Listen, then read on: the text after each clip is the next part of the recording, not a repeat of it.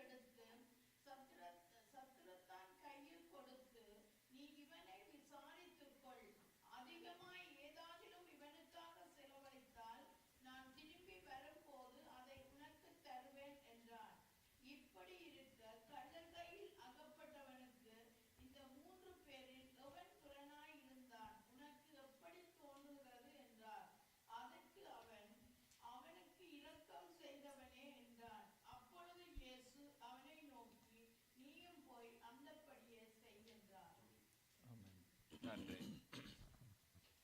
இந்த பகுதியில் சொல்லப்பட்ட இந்த உவமை, இந்த கதை உங்கள் எல்லாருக்கும் தெரிந்த ஒரு பரிச்சயமான கதையாக இருக்கும் என்று நான் விசுவாசிக்கிறேன். The parable mentioned in this passage, I think all of you know already. நல்ல சமாரியனுடைய கதை என்று சொல்வார்கள். They will say it's the parable of the Good Samaritan. இயேசு சுவாமியை ஒரு நாள் ஒரு நியாய Shastri சந்திக்கின்றார். An expert in the law comes and meets Jesus one day.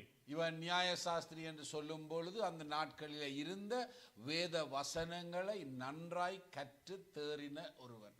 Expert in the law means he would have studied the word of God and he would have known a lot about it.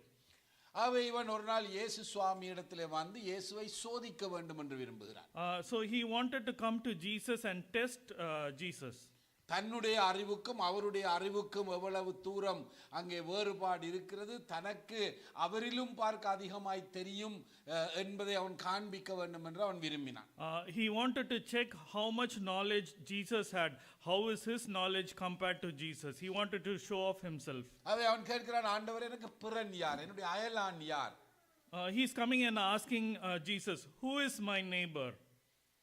இயேசு சுவாமி திரும்பவும் அவரிடத்தில் கேட்கிறார், நீ என்ன நினைக்கிறாய், நீ என்ன கற்றிருக்கிறாய், நீ கற்றுக்கொண்ட உன்னுடைய அறிவின்படி நீ பதில் சொல்லு என்று ஆண்டவர் சொல்லுகிறார். Jesus is telling, based on your knowledge, what you know, you tell me who is your neighbor. அவன் சொல்லுகிறான், முதலாவது உன்னுடைய முழு இருதயத்தோடும் முழு ஆத்மாவோடும் முழு பலத்தோடும் உன்னுடைய கர்த்தராகிய ஆண்டவரிடத்திலே அன்பு கூறு. He's telling, love the Lord your God with all your heart, with all your soul and with all your strength and mind. இரண்டாவதாக உன்னை போல் உன் அயலானை நேசி என்று எழுதி இருக்கிறது என்று சொன்னான். Love your neighbor as yourself. அவன் சொன்ன பதிலிலே 10 கட்டளைகளை அவன் சாராம்சப்படுத்தி சொல்லுகிறான் இல்லையா? He is telling the gist of the 10 commandments. வரல் 10 கட்டளைகளை நாங்கள் பார்க்கும் பொழுது முதல் 4 கட்டளைகளும் கடவுளுக்கும் மனிதனுக்கும் இடையில் இருக்கிற உறவை குறிக்கிறது. If we see in the 10 commandments, the first 4 commandments tells about the relationship between God and man. 5வது கட்டளையில இருந்து 10வது கட்டளைக்குமான மிகுதி 6 கட்டளைகளும் மனிதனுக்கும் சக மனிதனுக்கும் இடையில் இருக்கிற கட்டளைகளை குறிக்கிறது. The remaining commands from 5 to 10 says about the things we need to do between a man and another man, between people. இதான் சிலுவையினுடைய அர்த்தம். This is the meaning of the cross. பாருங்கள், சிலுவையில் இருக்கிற அந்த கிடை அச்சு கடவுளுக்கும் மனிதனுக்கும் இடையில் இருக்கிற உறவை எங்களுக்கு ஞாபகப்படுத்துகிறது. The vertical thing of the cross denotes the relationship between man and God. கிடை அச்சு அது எங்களுக்கும் மனிதனுக்கும் சக மனிதனுக்கும் இடையில் இருக்கிற உறவை குறிக்கிறது. The horizontal plank denotes the relationship between man and man.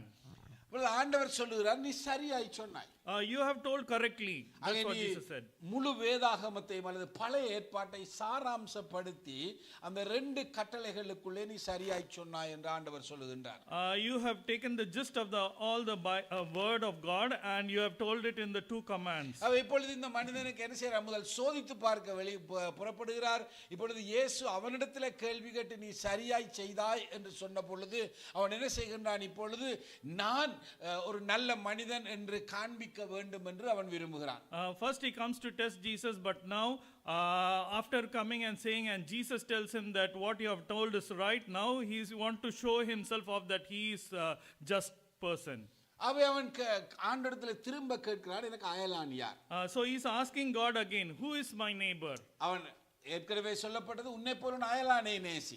Already it has been told that love your neighbor as yourself. அவன் திரும்ப ஆண்டவரிடத்தில் கேட்கிறான், நான் யார்? என்னுடைய அயலான், நான் நேசிக்க வேண்டியவர்கள், நான் அன்பு காட்ட வேண்டியவர்கள், நான் உறவை கட்டி எழுப்ப வேண்டியவர்கள் யார் என்று அவன் கேட்கின்றான். So he is asking, who is that I need to show love to? Who is the neighbor? With whom should I maintain the relationship? So who is my neighbor? இதற்கு பதிலளிக்கும்படியாகத்தான் to respond to this question, இந்த நல்ல சமாரியன் என்று வர்ணிக்கப்படுகிற இந்த உவமையை இயேசு சுவாமி சொல்லுகிறார். Jesus is telling this parable of the Good Samaritan. இது ஒரு உண்மை சம்பவம் அல்ல. This is not a real incident. ஆனால் ஒரு கருத்தை வெளிப்படுத்தும்படி ஆண்டவர் உவமையாய் சொன்ன ஒரு கதை. To get to the point, God is telling a parable about this Good Samaritan. ஒரு உவமையிலே ஒரு முக்கியமான கருத்து தான் இருக்கும். In a parable, there is one important point to note. அப்ப நாங்கள் ஞாபகத்தில் வைத்துக் கொள்ள வேண்டும், ஆண்டவரிடத்தில் கேட்கப்பட்ட கேள்வி என்ன? What was the question that was asked to Jesus? என்னுடைய அயலான் யார்? Who is my neighbor? யாரை நான் நேசிக்க வேண்டும்? Whom should I love? யாரோடு கூட நான் உறவை கட்ட வேண்டும்? With whom should I maintain or bring up my relationship? என்கிற இந்த கேள்விக்கு பதிலளிக்கும்படியாய் ஆண்டவர் இந்த உவமையை சொன்னார். To respond to this question, God has told this parable. ஆகவே இந்த உவமையை குறித்து நாங்கள் பார்ப்போம். Let's see about this parable. 30ஆம் வசனத்துக்கு செல்லுங்க. Let's go to verse 30. 30ஆம் வசனத்தை வாசிங்க.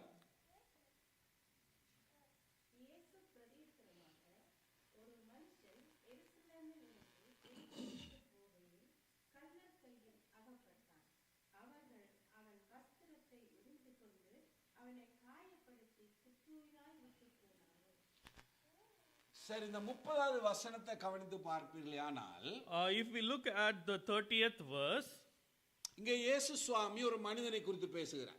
God is talking about a person here. இந்த மனிதன் ஒரு இடத்திலே இருந்து இன்னும் ஒரு இடத்திற்கு அவன் பிரயாணம் பண்ணி போகிறான். This person is going from one place to another on a journey. நம்முடைய வாழ்க்கை பயணம் என்றும் நாங்கள் அதை எடுக்கலாம். It can be like our life journey as well. அவனுடைய பயணத்தின் போது During that journey, அவன் இடைமறிக்கப்படுகிறான். he is being blocked. ஒரு கள்ளர் கூட்டத்தினாலே அவன் தடுக்கப்படுகிறான். He has been blocked by some thieves. இந்த கள்ளர்கள் அவனை என்ன செய்தார்கள் என்று அதிலே இயேசு சுவாமி வர்ணிக்கிறார் இல்லையா? What does these robbers do to this person is what is being செய்தார்கள். இப்போ explained. நீங்க பேசுங்க பார்க்கலாம். 30ஆம் வசனத்தின் அடிப்படையில் Based on verse 30, what did they do? அவர்கள் என்ன செய்தார்கள் அவனுக்கு? What did they do to him? Right, பாருங்க, அவர்கள் என்ன செய்தார்கள்? நீங்க சொன்னது சரியான முழுமையான பதில் அல்ல. Whatever you said is correct, but it's not full. வசனத்தை பாருங்க திரும்ப. ரைட், அப்ப முதலாவது அவருடைய வஸ்திரத்தை அவர்கள் உரிந்தார்கள். First thing they did was they stripped him of his clothes. அவன் நிர்வாணமாக்கப்பட்டான். He was made naked. இரண்டாவதாக அவர்கள் என்ன செய்தார்கள்? அவனை What did they do to him second? காயப்படுத்தினார்கள். They beat him. அவர்கள் எப்படி காயப்படுத்த வேண்டுமானால் அவர்கள் என்ன செய்திருக்க வேண்டும்? அவனுக்கு If they have to give him injury, what should they have done? அவனை அடித்து துன்பப்படுத்தி இருக்க வேண்டும். They should have beaten him up nicely. அவனை நிர்வாணமாக்கி They made him naked. அவனை அடித்து காயப்படுத்தி They beat him and it gave him injuries. அதுக்கு அடுத்ததா என்ன சொல்லப்படுகிறது? குற்றுயிராய் விட்டு போனார்கள். They left him half dead. குற்றுயிர் என்று சொன்னால் பாருங்க, ஒரு சிறிய பயிர், நாங்க விதையை நட்ட பின்பதாக அந்த ஒரு சிறிய பயிராக அந்த விதையிலிருந்து முளைக்கும் பொழுது நாங்கள் குறும் பயிர் என்று சொல்லுவோம் இல்லையா? அது இப்போதான் கொஞ்சமாக வளர்ந்திருக்கிறது. When we say half dead, it means like when we plant a grain, it starts to germinate. We say that it's like half born.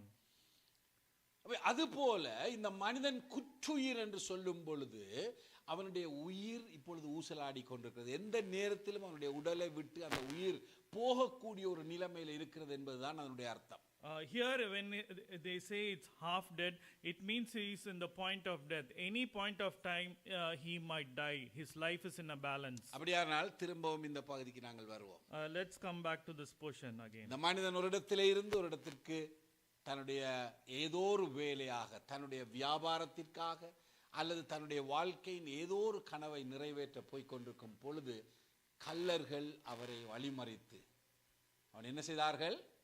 எல்லாரும் சேர்ந்து சொல்லுவோம், அவனை நிர்வாணமாக்கி, அவனை அடித்து காயப்படுத்தி, அவனை குற்றுயிராய் அவர்கள் விட்டு போனார்கள். அவன் தனிமையாய் இப்பொழுது கிடக்கிறான்.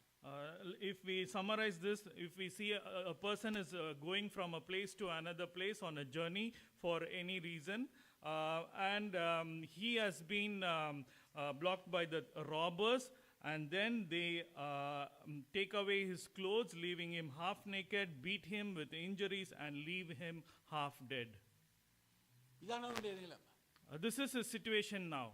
பாருங்க, இந்த நிலைமையில் அவனுக்கு தன்னை தானே காப்பாற்றிக் கொள்ள முடியாது. In this situation, he cannot save himself. அப்படியா இருந்தால் அவன் என்ன செய்திருப்பான்? எழுந்து போயிருப்பான் இல்லையா? If he could have saved himself, he should have got up and went away. அப்படியானால் இங்க இயேசு சுவாமி என்ன காண்பிக்க விரும்புகிறார்? What does Jesus want to show you? இந்த நிர்வாணமாக்கப்பட்ட இந்த மனிதன், This man who was naked, அடித்து காயப்படுத்தப்பட்ட இந்த மனிதன், the one who was beaten and injured, குற்றுயிராய் கிடக்கிற இந்த மனிதன், the person who is half dead, தனிமையாய் இருக்கிற மனிதனுக்கு this person who is all alone, யாராவது ஒருவர் உதவி செய்தால் ஒழிய unless somebody helps him, அவனுக்கு விமோசனம் கிடையாது. he cannot be saved. நான் சொன்னது புரிஞ்சுதா உங்களுக்கு? Do you understand what I'm trying to say? உங்களோட பைபிள்ல அது இருக்குதா? Is it there in the Bible? அதான் பைபிள் சொல்லுகிறது இல்லையா? What does the Bible say? அதான் இயேசு சுவாமி இங்கே காண்பிக்கிறார். That's what Jesus is showing us today. நிர்வாணமாய் இருக்கிறான், He is half naked, அவன் அடித்து காயப்பட்டவராய் இருக்கிறான், he has been beaten and he is injured. அவனுடைய எல்லாம் அவனை விட்டு போய்விட்டது. All that he had has left him. இப்பொழுது அவனுடைய உயிர் மாத்திரம் கொஞ்சம் ஊசலாடி கொண்டிருக்கிறது. He is half alive, he is half dead. அவனுக்கு யாராவது உதவி செய்தால் ஒழிய Unless somebody helps him, அவனால் பிழைக்க முடியாது. he cannot be saved, he will not live. இதான் அவனுடைய நிலைமை. This is his situation right now. பிசாசானவன் நமக்கும் இதே காரியத்தான் செய்கிறான். The devil also does the same thing in our lives. இந்த பகுதியில் அப்படியே கையை வைத்துக்கொண்டு யோவான் 10ஆம் அதிகாரம் 10ஆம் வசனத்தை வாசியுங்க. Let's take to John 10:10 and read it. யோவான் 10ஆம் அதிகாரம் 10ஆம் வசனம். John 10:10.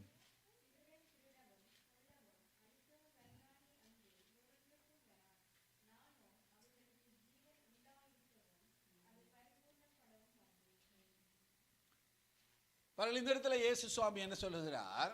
What does Jesus say in this verse? திருடன், the thief. அப்ப இந்த இடத்தில் இயேசு சுவாமி திருடன் என்று குறிப்பிடுவது யார்? Whom does he call thief here? பிசாசு. It's the devil, சாத்தான், Satan. தேவனுக்கு எதிராக காரியங்களை செய்கிறவன். He is the one who does against the will of God. அவன் எதற்காக வருகிறானாம்? Why is he coming? அவருடைய குறிக்கோள், அவருடைய இலக்கு என்ன? What is his goal? திருடும்படி வருகிறார். He is coming to steal. மனிதர்களாகிய நம்முடைய சமாதானத்தை, to come and steal our peace, சந்தோஷத்தை, our happiness, குடும்ப ஐக்கியத்தை, our family relationship, நம்முடைய சுகத்தை, our health, நம்முடைய உடைமைகளை, our belongings. அவன் திருடி கொண்டு போக வருகிறான். He wants to come and steal. அவன் அழிக்க வருகிறான். He is coming to kill. நமக்கு இருக்கிற எல்லா நன்மைகளையும் அவன் அழித்து போட்டு, whatever goodness we have, he destroys. அவன் நிர்கதியாக நம்மை விடவே அவன் விரும்புகிறான். He wants to make us empty handed. அதற்கு அடுத்து என்ன சொல்லப்படுது? அவன் கொல்ல வருகிறான். He is coming to kill. நம்மை பாவத்தினால் தேவனை விட்டு பிரித்து சதாகால மரணத்தை நோக்கி போகிறவர்களாக நம்முடைய ஆத்துமாக்களை கொல்ல வருகிறான். He is coming to kill our soul so that we sin and we go away from our living God. வியாதிகளினால், விபத்துக்களினால் நம்முடைய சரீரங்களை அவன் அழிக்க அவன் முற்படுகிறான். He comes to kill our body through diseases and diseases. இதுதான் அவனுடைய நோக்கம். This is his goal. அவன் இங்கே திருடர்களால் ஒருவன் என்ன செய்கின்றான்? நிர்வாணமாக்கப்பட்டு, அடித்து காயப்படுத்தப்பட்டு, தனிமையிலே அவனுடைய உடைமைகள் எல்லாம் பறிக்கப்பட்டவனாய், யாராவது ஒருவர் உதவி செய்தால் ஒழிய பிழைக்க முடியாத ஒரு நிலைமையில இந்த மனிதன் இருக்கிறான். Here we have the person who is being beaten, stripped, and he's naked and he's half dead. He's alone and he's waiting for someone to save him. பாருங்க, இன்றைக்கு நம்மை சூழ இதை போல எத்தனை பேர் இருக்கிறாங்க. Look around us. How many people are in the same situation? ஒரு சிலர் உங்களுடைய வீடுகளில் இருக்கலாம். It might be some people in your home. நம்முடைய குடும்பத்தில் இருக்கலாம். They might be in your family. நம்முடைய சமுதாயத்தில் இருக்கலாம். They might be in our society. நாம் வாழுகின்ற சுற்றாடலில் இருக்கலாம். They might be in our neighborhood. நாம் வேலை செய்கிற இடங்களில் இருக்கலாம். They might be in the places where we work. அநேக மக்கள் சாத்தானால் தாக்கப்பட்டவர்களாக, அந்த திருடரால் தாக்கப்பட்டவர்களாக, இன்றைக்கு யாராவது ஒருவர் அவர்களுக்கு உதவி செய்தால் ஒழிய விடுதலை இல்லாதவர்களாக, விமோசனமற்றவர்களாக, தப்பிக்க வழி தெரியாதவர்களாக இன்றைக்கு அநேகர் நம்மை சூழ வாழ்ந்து கொண்டிருக்கிறார்கள். There are many people around us in same situation, being beaten up and taken away by the devil, and they cannot redeem themselves, and they need someone to save them. நான் சொன்னது புரிஞ்சுதா உங்களுக்கு? Do you understand what I say? இப்பொழுது அடுத்த வசனத்துக்கு போங்க. Let's go to the next verse. அடுத்த வசனத்துல பாருங்க, If we see in the next verse, இந்த மனிதன் தனிமையா இப்பொழுது this man is alone. உயிருக்கு போராடி கொண்டிருக்கிறான். He's been fighting for his life. யாராவது உதவி செய்யாவிட்டால் அவன் எந்த நேரத்திலும் மரிக்கக்கூடும். If nobody helps him, he might die any time. அவன் நிர்வாணமாய் இருக்கிறான் என்றால் அவனுடைய உடைகள் மாத்திரமல்ல அவனுடைய உடைமைகளும் திருட்டு போய்விட்டது. Not only his clothes have been stripped, but also all his belongings have been taken away. அவன் இப்பொழுது அடித்து காயப்படுத்தப்பட்டிருக்கிறான். He has been beaten and he has been injured. அவனுடைய காயங்களில் இருந்து இரத்தம் போய் கொண்டிருக்கிறது. From his injury, blood has been flowing out. நான் நிச்சயமாய் நினைக்கிறேன் அவன் முனகிக் கொண்டிருந்திருப்பான் இல்லையா, வேதனையினாலே புலம்பிக் கொண்டிருந்திருப்பான். Maybe he might be groaning, he might be murmuring in his pain. இப்பொழுது இந்த நிலைமையில இருந்த இந்த மனிதனுக்கு A person who is in such a situation, அந்த வழியாய் ஒரு ஆசாரியன் வருகிறான். on that side there is a priest who is going that way. ஒரு ஆசாரியன் வருகிறான். There is a priest who comes. சரி, கவனிங்க, அந்த 31ஆம் வசனத்தை வாசியுங்கள். Please read verse 31.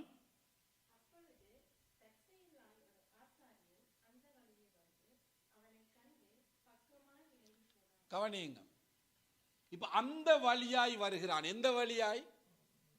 The priest எந்த வழியாய் வருகிறான்? பேசுங்க இப்பொழுது. எந்த வழியாய் வருகிறான்? அந்த அடிபட்டு கிடக்கிற அந்த மனுஷன், எப்படிப்பட்ட நிலைமையில் அந்த மனுஷன் கிடக்கிறான்? சொல்லுங்க, எல்லாவற்றையும் சொல்லுங்க. அவன் எப்படிப்பட்ட நிலைமையில் இருக்கிறான்? நிர்வாணியாய், காயப்பட்டவனாய், குற்றுயிராய், தனிமையாய், யாராவது உதவி செய்தால் ஒழிய பிழைக்க முடியாத ஒரு நிலைமையில் இருக்கிறான். Now let's see at the situation. The person who is there, he has been beaten, he's been naked, he's with injured, and he's half naked without any belongings. He's alone, and he's in such a situation, and there somebody needs to help him, and there we see a priest coming that way. அந்த வழியாய் வருகிறான். The priest is coming that way. வந்தது மாத்திரமல்ல, not only did he come that way, வேதம் என்ன சொல்லுகிறது? what does the Bible say? அவனை கண்டு. He saw the man. யாரை கண்டு? Whom did he see?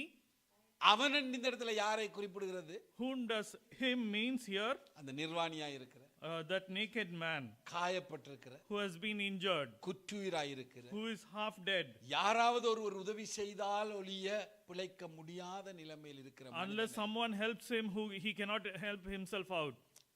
அவன் காண்கிறான். He sees that person. கண்டவன் என்ன செய்கிறான்? When he sees, what is he doing? அவன் விலகி போகிறான். He passed away. நமக்கேன் வீண் வம்பு? Why do I need to get trouble? நான் பக்கத்துல போக, If I go near him, அவன் செத்து போக, if he dies, நான் என் விசாரணைக்கு முகம் கொடுக்க, why should I go for an inquiry? எனக்கு என்ன தேவையில்லாத வேலை. Why I need this unnecessary trouble? அவனுக்கு என்ன நடந்தால் எனக்கு என்ன பிரச்சனை? What happens, whatever happens to him, what is that to me? பாருங்க, இவன் ஒரு ஆசாரியன். He's a priest. கடவுளுக்கும் மனிதனுக்கும் இடையில் மத்தியஸ்தனாய் இருக்க வேண்டியவன். He is the mediator between God and man. இப்பொழுது அவனுடைய ஜாதியைச் சேர்ந்த ஒருவனே இப்பொழுது அடிபட்டு கிடக்கிறான். If someone related to his same has been hit and fallen, அவனை குறித்து பொருட்படுத்தவில்லை. but he doesn't care about it. ஏனென்றால் Because அவனுடைய மைண்ட்ல என்ன வந்திருக்குன்னு தெரியுமா? what was in his mind? நான் ஒரு ஆசாரியன். I am a priest. நான் செத்தவனை தொட்டால், If I touch a dead man, நான் தீட்டுப்பட்டவனாகி விடுவேன். I will become unclean. அதான் என்னுடைய நியாயப்பிரமாணம் சொல்லுகிறது. My commandments say, என்னுடைய சமய சட்டம் அதைத்தான் சொல்லுகிறது. my law and regulation says that. ஆகவே இந்த மனிதனுடைய நிலைமையை பார்க்கிலும், More than the situation of this நான் என்னுடைய person, சமய கட்டுப்பாடுகளை கைப்பிடிப்பது முக்கியம் என்று சொல்லி அவன் கடந்து போகிறான். I need to keep my rules and regulations, so he just passes by. அவன் அந்த ஆசாரியனுக்கு, That priest, மனிதனுக்கும் கடவுளுக்கும் நடுவாய் நிற்க வேண்டியவனுக்கு, the person who has to stand between God and இந்த man, மனிதனுடைய நிலைமையை பார்க்கிலும் அவனுடைய சமய சட்டதிட்டங்கள் ஒழுங்குகள் அவன் கடைபிடிக்க வேண்டிய சடங்காச்சாரங்கள் தான் முக்கியமா இருந்தது. what was greater for him was the rules and regulations that he has to hold on rather than the plight of this man. அவன் கடந்து போனான். That's why he went away. அடுத்த வசனத்தை வாசிங்க. Let's read the next verse.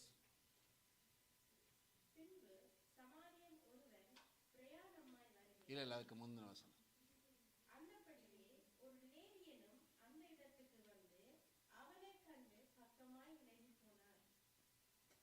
இப்ப பாருங்க அடுத்த வசனத்தில் என்ன சொல்லப்படுகிறது. What does the verse say that we just now read? இதே விதமாக இந்த ஆசாரியனை போல, It's the same way as the priest did. அதே வழியாக, In the same way. எந்த வழியாக? Which way? அந்த மனிதன் கிடக்கின்ற அதே வழியாக. The person who has been lying down there, the same way. எப்படிப்பட்டவனாய் அந்த மனிதன் கிடக்கிறான்? How is he down there? நிர்வாணியாய், He is half naked. அடிக்கப்பட்டவனாய், He has been beaten. எல்லாவற்றையும் இழந்தவனாய், Everything he has lost. தனிமையாய், Alone. குற்றுயிராய், And he is half dead. யாராவது உதவி செய்தால் ஒழிய Somebody needs to help him. பிழைக்க முடியாத நிலைமையில் இருக்கு. He will not be able to live. இந்த நிலைமையில் லேவியன் வருகிறான். In that situation comes a Levite. லேவியன் யார்? Who's a Levite? ஆசாரிய தொழிலுக்கென்று தேர்ந்தெடுக்கப்பட்டவன். He was the one who is selected for doing the priestly work. தேவ சமூகத்திலே ஆராதனைகளை வழிநடத்துகிறவன். He is the one who leads the worship in God. தேவனுடைய பண்டிகைகளை ஒழுங்கு செய்கின்றவன். He is the one who arranges for all the festivals for பலிகளுக்கு God. பொறுப்பாய் இருக்கிறவன். He is the one responsible for. தேவாலயத்தை கட்டுகிறவர். He is the one who builds a church. அவ இந்த ஆசாரியர் கூட்டத்தை சேர்ந்த இவர்களுடைய வம்சத்தில் இருந்தான் ஆசாரியர்கள் எழும்புகிறார்கள். The priests come from the tribe of these people only. அவனும் அவனை காண்கிறான். He also sees him. பக்கமாய் விலகி போகிறான். He passes by. அந்த விழுந்து கிடந்த மனிதனுடைய நிலைமை அவனுக்கு எந்த பாதிப்பையும் ஏற்படுத்தல. For him, the person who's been beaten and lying down didn't matter at all. எந்த நிலைமையில் அவன் இருக்கிறான்? What is the situation he is in? நிர்வாணியாய், He is half naked. காயப்பட்டவனாய், He is injured and beaten. எல்லாவற்றையும் இழந்தவனாய், He is lost everything. குற்றுயிராய், He is half dead. இன்னும் ஒருவன் உதவி செய்தால் ஒழிய பிழைக்க முடியாத நிலைமையில் இருக்கிற மனிதனை கண்டான். Unless someone helps him or saves him, he will not be alive. விலகி போனான். Even then, he passed by this man. இப்பொழுது அடுத்த வசனத்துக்கு போங்க. Let's go to the next verse. But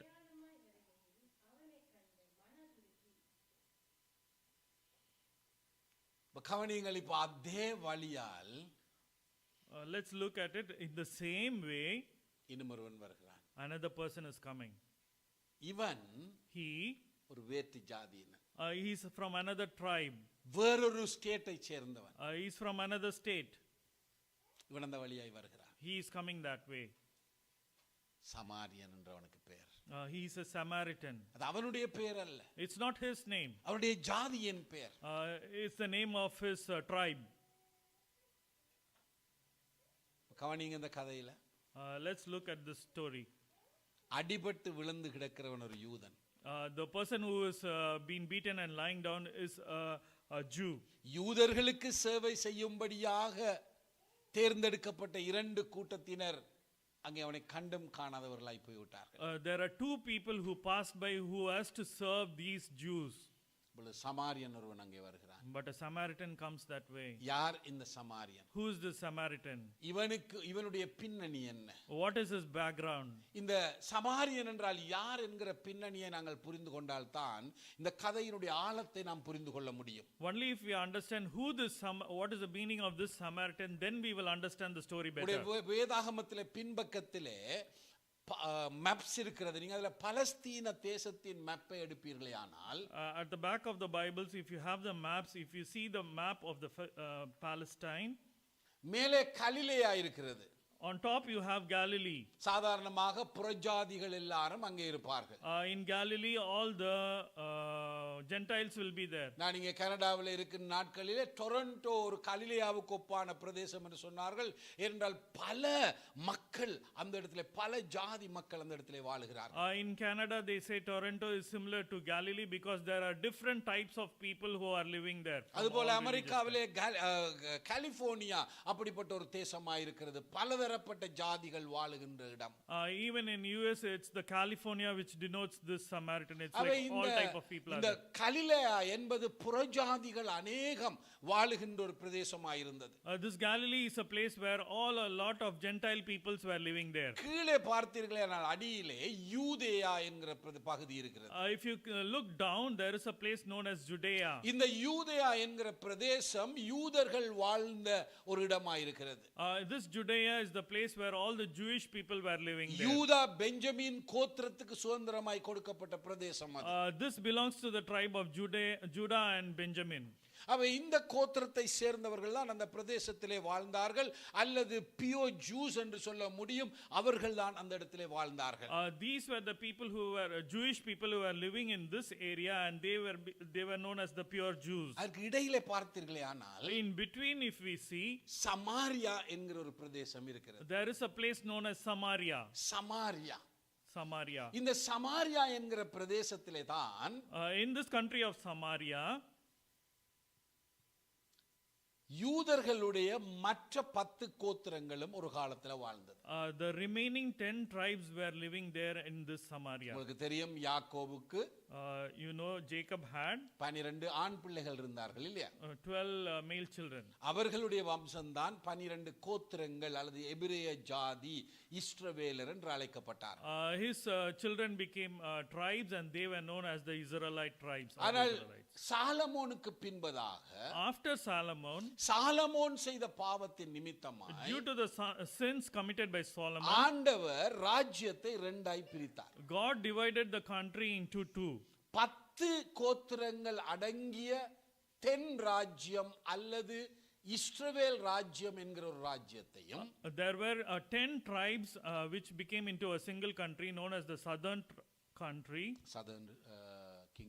southern kingdom or Israelites.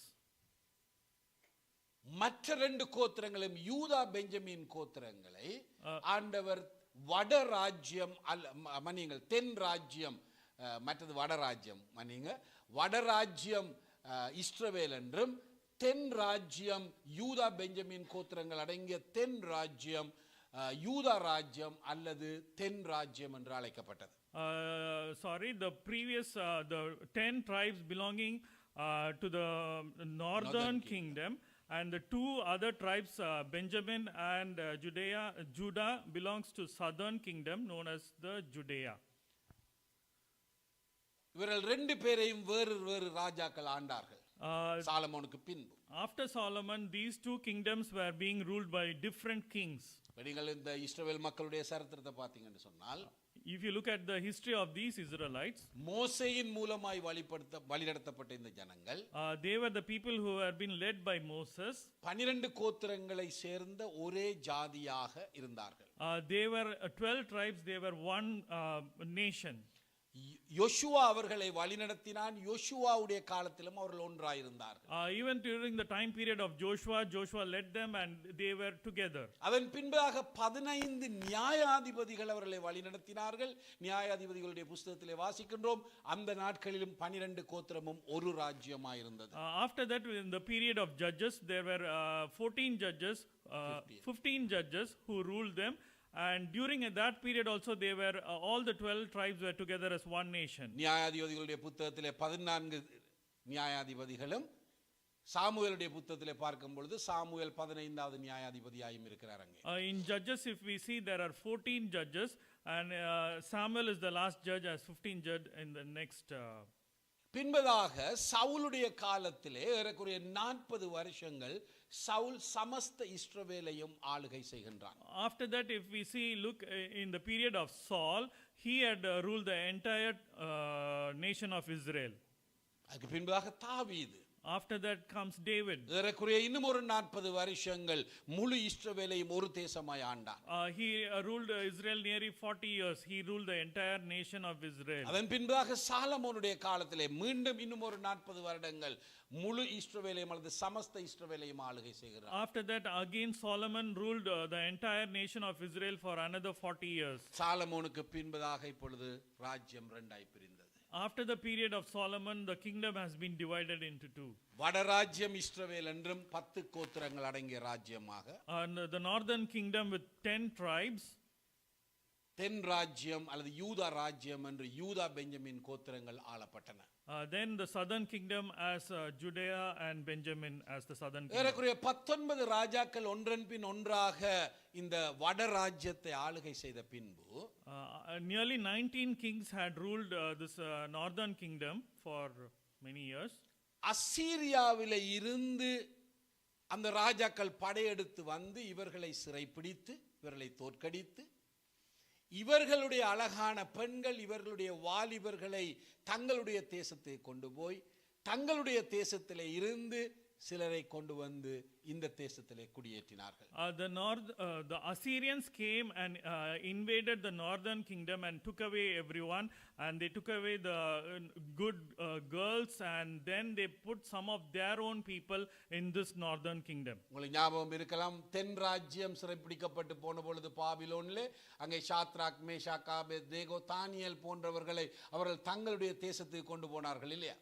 Then we look at when the southern kingdom was captured, we know that they took Shadrach, Meshach, Abednego and Daniel to Babylon, which we know. இப்பொழுது இந்த வட ராஜ்யத்திலே In this northern kingdom, யூதர்கள் இருந்தார்கள், there were Jews. யாக்கோபின் பரம்பரையினர் இருந்தார்கள், They were the generation of Jacob. இஸ்ரவேலர் இருந்தார்கள். There were Israelites. இவர்கள் இப்பொழுது Now they அசீரியர்களோடு கலந்து வாழ வேண்டிய ஒரு சூழல் ஏற்பட்டது. they had to mingle with the Assyrians and live there. இப்படி அவர்கள் வாழ்ந்து கொண்டு வருகின்ற பொழுது They were living in such a way. அசீரிய ஆண்கள் யூத பெண்களையும் The Assyrian male people with Jewish women. அதே வேளையிலே அசீரிய இஸ்ரவேல் ஆண்கள் அசீரிய பெண்களையும் கலப்பு திருமணம் செய்தார். The Israelite men wed the Assyrian women, so there were many intermarriages. இப்படி கலப்பு திருமணம் செய்தபடினால என்ன நடக்கிறது? Because of this intermarriages, what happened? ஒரு கலப்பு இனம் உண்டானது. There is the Gentile tribe being ஒரு புதிய ஜாதி. It's a new tribe has been coming up. அசீரியர்களும் யூதர்களும் இணைந்து உருவான ஒரு ஜாதி. It's Assyrians and the Jewish people together. நம்முடைய தேசத்திலே நாங்கள் பரங்கியர்கள் என்று சொல்லுவோம் ஒரு ஜாதி இல்லையா? In our country we used to say Parangiyargal. இந்தியாவில் ஆங்கிலோ ஏசியன்ஸ் என்று சொல்லுவார். In India they say Anglo-Asians. அதாவது அவர்கள் யார்? Who are they? இலங்கையில் இருக்கிறவர்கள் இலங்கை பெண்களை அல்லது ஆண்களை திருமணம் முடித்த போர்த்துகீயருடைய இல்லை இருந்து உருவான அவர்களுக்கு பிறந்த பிள்ளைகள். They are the children born to the people who married from Portuguese and the Sri Lankan people.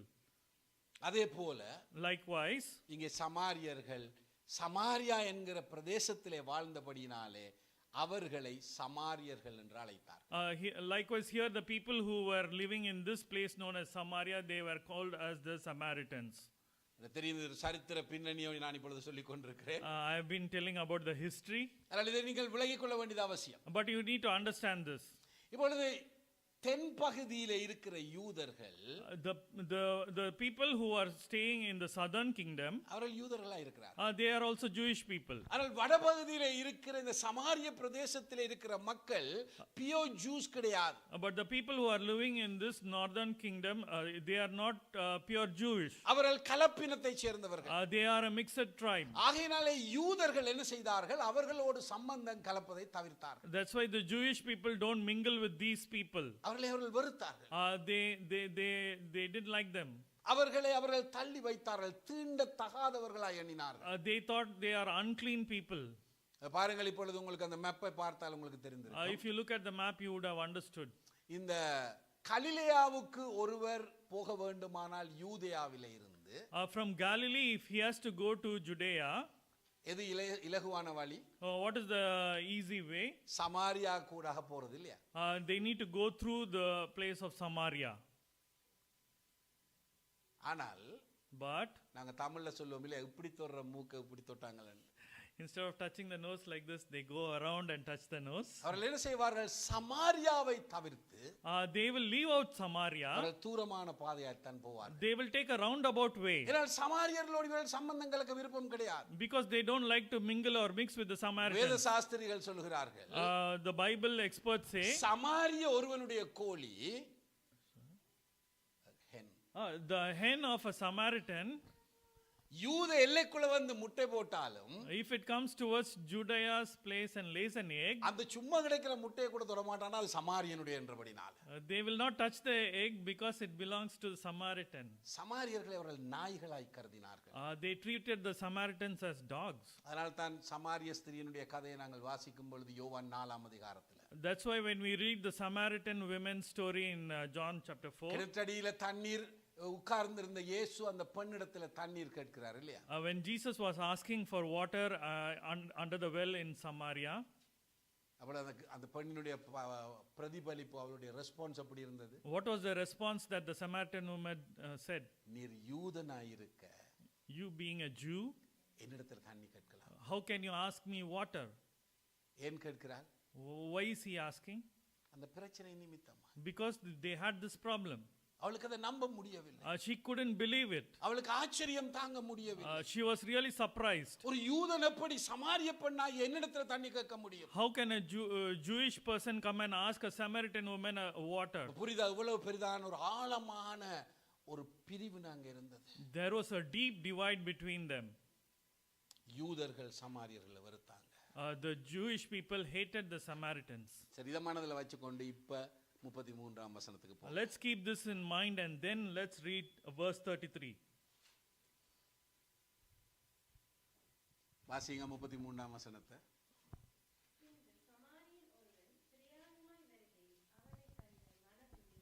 Right. இப்ப பாருங்க, ஒரே ஜாதியை சேர்ந்த ரெண்டு பேர், அது முக்கியமான பதவியில் இருக்கிறவர்கள் அந்த வழியாய் வந்தார்கள். There were two people who were belonging to the same tribe came earlier. ரெண்டு பேர் முக்கியமான ஸ்தானத்தில் இருக்கிறவர்கள். They were very important people who hold a good position. கடவுளுக்கும் மனிதனுக்கும் இடையில் ஒரு இணைப்பு பாலமாக இருக்க வேண்டியவர்கள். They should be a bridge between God and man. அவர்கள் இந்த மனிதனை கண்டார்கள். They came and saw this man. அவருடைய நிலைமையை கண்டார்கள். They saw his situation. நிர்வாணமாய், He has been half naked. காயப்பட்டு, He has been injured. எல்லாவற்றையும் இழந்து, He lost everything. குற்றுயிராக, He is half dead. யாராவது உதவி செய்தால் ஒழிய பிழைக்க முடியாத நிலையில இருக்கிற இவனை கண்டார்கள். Unless someone helps him, he cannot save himself. Such a person they saw. பக்கமாய் விலகி போனார். But they went past him.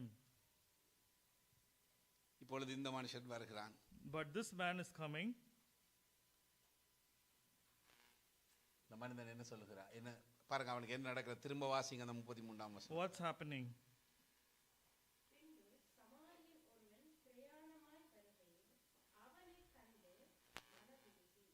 Right. 32, 31, 32, 33 இந்த மூன்று வசனங்களிலேயும் In verse 31, 32 and 33, ஒரு பொதுவான சொல்ல நாங்க பார்க்கிறோம் இல்லையா? we see a common word being used. அவனை கண்டு. They saw him, looked at him. அவனை கண்டு. They saw him. எவனை கண்டு? Whom did they see? நிர்வாணமாய், The person was half naked, காயப்பட்டு, who is injured, எல்லாவற்றையும் இழந்து, everything he has lost, குற்றுயிராய், who is half dead. யாராவது ஒருவருடைய உதவி இருந்தாலே ஒளிய பிழைக்க முடியாத நிலைமையில் இருந்தவனை கண்டான். The person who is in a situation that someone needs to help him, otherwise he would die. மூன்று பேரும் The three persons, ஒரே காட்சியை கண்டாங்க. they saw the same ஒரே situation. நபரை கண்டார்கள். They saw the same person. மூன்று பேரும் அவன் இருந்த நிலைமை அவர்கள் தெளிவாய் கண்டார்கள். They saw his situation exactly, the three people. முதல் ரெண்டு பேருடைய பிரதிபலிப்பும் எப்படி இருந்தது? What was the response of the first two people? விலகி போனார். They just went away, passed away. அந்த மனிதனுடைய நிலைமை அவர்களுக்கு எந்த பாதிப்பையும் ஏற்படுத்தல. The situation, the man was, it didn't hit him, or they didn't realize. இந்த மூன்றாவது மனிதன் வருகிறான். This third person is coming. இவனுக்கு ஒரு அந்நியன். He is an Gentile to him. இவனால் இந்த ஜாதியினால் வெறுக்கப்படுகிற ஒருவன். He is a person who is being hated by this tribe. ஆனால் இந்த மனிதனை அவனும் காண்கிறான். This person sees that person. அந்த மனிதனை கண்ட பொழுது, when he saw the person, அவனுடைய ரெஸ்பான்ஸ் எப்படி இருக்கிறது பாருங்க. Look what was his response. அவனும் பக்கமாய் விலகி போனானா? Did he just pass away? அவன் என்ன செய்கிறான்? What does he do? மனதுருகுகிறான். He took pity on him. மனதுருகுகிறான். He took pity on him. எல்லாரும் சொல்லுவோம், என்ன செய்தான் அந்த மனிதனுக்கு? என்ன நடந்தது? What happened? அவன் மனதுருகினான். He took pity on him. யாரை பார்த்து மனதுருகினான்? Whom did he see to have pity? திரும்பவும், who was half naked, நிர்வாணியாய், who was half naked, காயப்பட்டு, who was beaten, எல்லாவற்றையும் இழந்து, who lost everything, குற்றுயிராய், who is half dead, இன்னும் ஒருவருடைய உதவி இல்லாமல் தப்ப முடியாத நிலைமையில இருந்தவனை கண்டான். Unless somebody helps him, he will not be able to save himself. மனதுருகினான். On that person he took pity on him. மனதுருக்கம் என்பது what does it mean to take pity on a பார்த்து person? ஐயோ பாவம் என்று சொல்லிட்டு போறதல்ல. Not just saying, oh poor person. சில நேரங்கள்ல பாருங்க, நாங்க வழியில போகும் பொழுது, when we go through some way, ஒரு நாய்க்குட்டி அடிபட்டு கிடக்குது. maybe a dog is being hit and it's there. ஐயோ பாவம், oh poor dog, நாய்க்குட்டி அடிபட்டு கிடக்குது. the dog is being வீட்டுக்கு hit. போய் எல்லார்ட்டையும் சொல்லுவோம், நாய்க்குட்டி அடிபட்டு கிடக்குது, நாய்க்குட்டி அடிபட்டு கிடக்குது. We will tell everyone the dog has been lying there. ஒரு ஹோம்லெஸ் பர்சனை பார்க்கிறோம். We see a homeless person. ஒரு சின்ன பிள்ளை 2 பேரோடு கூட அந்த வீதியோரத்தில் உட்கார்ந்து இருக்கிறார்கள். If there is 2 children sitting along with that person, பார்த்து ஐயோ பாவம் என்று சொல்லுகிறோம். oh poor person we say. சில வேளைகள் நம்மிடத்தில் கை நீட்டி வந்தால் ஒரு $10 $5 அல்லது $2 நாங்கள் போட்டு விட்டு ஐயோ பாவம் என்று விட்டு நாங்கள் போகிறோம். Sometimes if we see the person, we give 10 or 5 or $2 and then we say, oh poor person, and we leave. இதற்கு நாங்கள் வைத்திருக்கிற விளக்கம் தான் மனதுருக்கம். That's what we say, taking pity on a person. ஆனால் மனதுருக்கம் என்பது, but what is taking pity on a person? அதை விட ஆழமானது. It's deeper than that. பாருங்க, இந்த இடத்துல மனதுருக்கம் அழகாய் விளங்கப்படுத்தப்பட்டிருக்கிறது. Here it is revealed what it means. வாசிங்க அந்த வசனத்தை, 33ஆம் வசனத்தை திரும்ப. Let's read verse 33.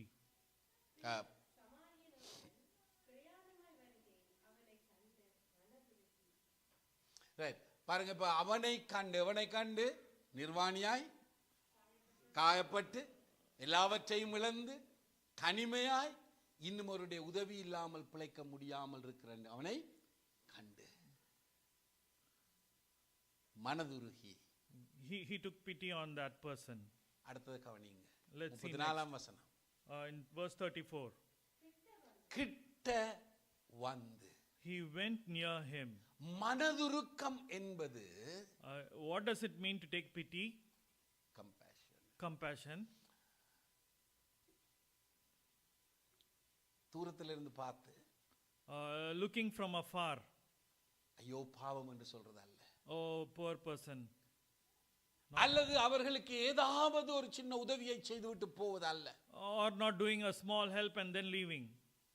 மனதுருக்கம் எப்பொழுதும் நம்ம என்ன செய்கிறது? அவர்களுக்கு சமீபமாய் கொண்டு வருகிறது. Compassion leads us nearer to them.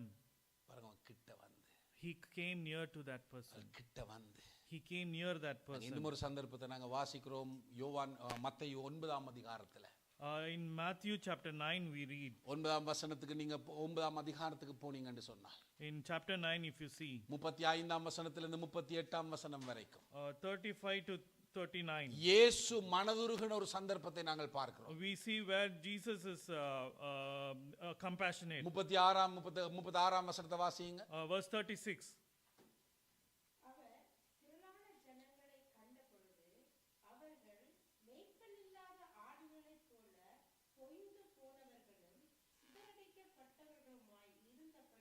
Right, கவனிங்க. இப்போ கவனிங்க, இயேசு சுவாமி ஒரு நாள் என்ன செய்கிறார்? பட்டணங்கள் கிராமங்கள் தோறும் அவர் நடந்து வருகையில் அவர் திரளான ஜனங்களை கண்டார். Jesus, when he's walking around in the villages and the countryside, he's seeing a large crowd coming. இவர்கள் எப்படிப்பட்டவர்களாய் இருக்கிறார்களாம்? How are they? அவர்கள் திரளான ஜனங்கள் இருக்கும் பொழுது நாம் சில நேரங்கள் அவர்கள் எப்படி பார்க்கிறோம் என்பது மிக முக்கியமான ஒன்று. When we see a large crowd, it's important how we look at them. 2002ஆம் ஆண்டில நான் இந்தியாவுக்கு போனேன். In 2002, I went to India என்னுடைய குடும்பத்தாரோடு கூட. along with my family. அங்கே தமிழ்நாட்டிலே ரங்கநாதன் தெரு என்ற ஒரு தெரு இருக்கிறது. There is a street known as Ranganathan Street over there. அது தமிழ்நாட்டில் ஃபேமஸ் என்று சொன்னால் அதான் அந்த shopping area. It's famous there because it's the shopping complex. அது மிகவும் ஒடுக்கமான ஒரு தெரு. It's a small narrow road. அங்கே நான் போன பொழுது When I went there, நிறைய ஜனக்கூட்டம் இருந்தது. it's a lot of people over there. அங்கே நாங்கள் நடந்து போகும் பொழுது When I was walking over there, இந்த தோளிலே இடித்துக்கொண்டு போனார்கள், இந்த தோளிலே இடித்துக்கொண்டு போனார்கள். அங்கே எனக்கு மிகவும் சலிப்பு ஏற்பட்டது. they were hitting shoulder to shoulder. They were hitting on both sides. I was too tired. எனக்கு அது எரிச்சலை உண்டாக்கி. It brought me frustration. இனிமேல் நான் இந்தியாவுக்கு வருவதில்லை என்று From now on, I am not going to go to India. இந்தியர்களை நான் வெறுத்தேன். I hated the Indians. ஏன் தெரியுமா? Why? நான் அவர்களை பார்த்த விதம். Because the way I saw them. அவர்கள் தொல்லை கொடுக்கிற ஜனங்கள். They are giving trouble. மரியாதை தெரியாத ஜனங்கள். They don't have any respect. நடக்கும் பொழுது இடித்து கொண்டு போகிற ஜனங்கள். While walking, they keep hitting each other. அதனால அவர்களை வெறுத்தேன். So that's why I hated them. ஒரு சில வருஷங்கள் நான் அவர்கள் அந்த பக்கமே போகல. After that, for a couple of years, I never went that way. ஆனால் கர்த்தருக்கு ஸ்தோத்திரம், கர்த்தர் என்னை மாற்றினார். But glory be to God, but God changed me. 2008ஆம் ஆண்டில் நாங்கள் பிறகு போய் அங்கே ஊழியங்களை ஆரம்பிக்கக்கூடியதை கர்த்தர் கிருபை In செய்தார். 2008, I went there and we did a lot of ministry இன்றைக்கு over there. இந்தியாவை குறித்து ஒரு பெரிய பாரம் எனக்குள்ள உண்டு. God has given me a burden for India. ஆனால் சொன்ன வந்தது புரியுதா உங்களுக்கு? What was I trying to say? Do you understand? திரளான ஜனங்களை கண்ட பொழுது When they saw a large crowd, நான் அவர்களை வெறுத்தேன். I was hating them. ஆனால் இயேசு சுவாமி திரளான ஜனங்களை பார்த்த பொழுது When Jesus saw a large crowd, அவர்களை எப்படி பார்த்தார்? how did he see them? வாசிங்க திரும்ப அந்த வசனத்தை. Let's read it again. அவர் திரளான ஜனங்களை கண்ட பொழுது When he saw the large crowd, அவர்கள் அந்த திரளான ஜனங்கள் the crowd, கவனிங்க, முதலாவது மேய்ப்பன் இல்லாத ஆடுகளை போல அவர்கள் இருக்கிறதை அவர் கண்டார். like sheep without a shepherd. மேய்ப்பன் இல்லாத ஆடுகளை போல இருக்கிறதை கண்டார். Like sheep without a shepherd. மேய்ப்பன் யார்? Who is a shepherd? ஆடுகளுக்கு வழிகாட்டுகிறார். The person who leads the sheep. அவர்கள் செம்மறி ஆடுகளுக்கு For the lambs, அந்த ஆடுகளை குறித்து சொல்லும் பொழுது அவைகள் புத்தியற்ற ஜீவன்கள் என்று சொல்லுவார். when we say about the lambs, they don't have much knowledge or brain. நீங்கள் இஸ்ரவேல் தேசத்துக்கு போவீர்களானால் When you go to the Israelite country, இன்றைக்கும் even today, மேய்ப்பர்கள் the shepherds, முன்பாய் நடந்து போவார்கள், ஆடுகள் பின்பாக போகும். the shepherds go forward and the sheep follows them. அவை மேய்ப்பன் தான் அவர்களுக்கு வழிகாட்டுகிறார். The shepherd is the one who leads the way. அவை வழிகாட்டுகிறவன் இல்லாவிட்டால் ஆடுகள் சிதறடிக்கப்பட்டு போய்விடும். If the person does not, the shepherd does not lead, the sheep will be scattered everywhere. உங்களுக்கு ஞாபகம் இருக்கலாம், லூக்கா 15ஆம் அதிகாரத்தில் ஆண்டவர் காணாமல் போன ஒரு ஆட்டை குறித்து கதை சொல்றாரு இல்லையா? In Luke chapter 15, God is talking about lost sheep. 100 ஆடுகள் உள்ள ஒரு மனுஷன். There was 100 sheep with a person. திரும்ப வந்து பார்த்த பொழுது 99 தான் இருக்கிறது, ஒன்றை காணல. When he comes back, he checks and there are only 99 and one is missing. அவன் என்ன செய்றான்? What is he doing? தன்னுடைய 99 தொழுவத்தில் விட்டுட்டு The 39, he leaves them in the pen. அந்த ஒன்றை தேடி போகிறான். He is going and searching for the one. ஏன் போறான் தெரியுமா? Why is he going? செம்மறிகளுக்கு தானாய் வழி தேடி வர தெரியாது. The sheep cannot find its way back to the shepherd. சொன்ன புரிஞ்சுதா உங்களுக்கு? Do you understand what I say? அதனால தான் அவர் தேடி போக வேண்டியது. That's why he has to go looking after them. அதை கண்டுபிடித்து அழைத்து வர வேண்டியிருந்தது, அதனால தான். He has to go and find and bring it back. நான் பாடசாலையில படிக்கும் பொழுது When I was studying in the school, எங்களுடைய சங்கீத பாட ஆசிரியர் எந்த நேரமும் நீங்க செம்மறிகள்ரான்னு சொல்லுவார். Always the person, the teacher used to tell, you are like lambs, you are like lambs. நாங்கள் ஒரு நாள் அவரிடத்துல கேட்டோம், சார் ஏன் எங்களை செம்மறி என்று ஏசுறீங்க? I was asking, why are you calling us lambs, teacher? அவர் சொன்னார், He said, ஒரு செம்மறி ஒரு கூட்டமாய் போகிறது, If a lamp is going as a group, ஒரு குழி இருக்கிறது, if there is a hole, முதலாவது போகிற ஆடு அந்த குழிக்குள்ள விழுந்து எழும்பி போகிறது. the first lamp will go and fall into the pit and then get up. இரண்டாவது ஆடு என்ன செய்ய வேண்டும்? What does the second sheep have to do? அந்த குழியை விட்டு விலகி போக வேண்டும். It should go away from that hole. ஆனால் செம்மறி என்ன செய்யுமான்னு தெரியுமா? You know what that sheep used to do? இரண்டாவதும் குழிக்குள்ள விழுந்து தான் எழும்பி And the second one also falls into மூன்றாவதும் குழிக்குள்ள the விழுந்து தான் third one also falls in and gets up. சுயமாய் நடக்க தெரியாது. They don't know to think independently. ஆண்டவர் அவர்களை எப்படி பார்க்கிறார்? God is looking at them. தாங்கள் இருக்கிற நிலைமையிலிருந்து தப்பித்துக் கொள்ள வழி தெரியாதவர்.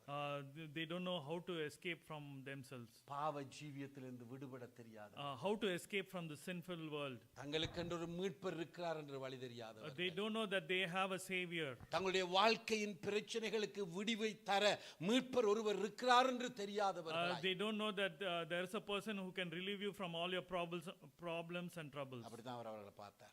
That's how he looked at them. இரண்டாவது, Second, தொய்ந்து போனவர்கள். they are harassed.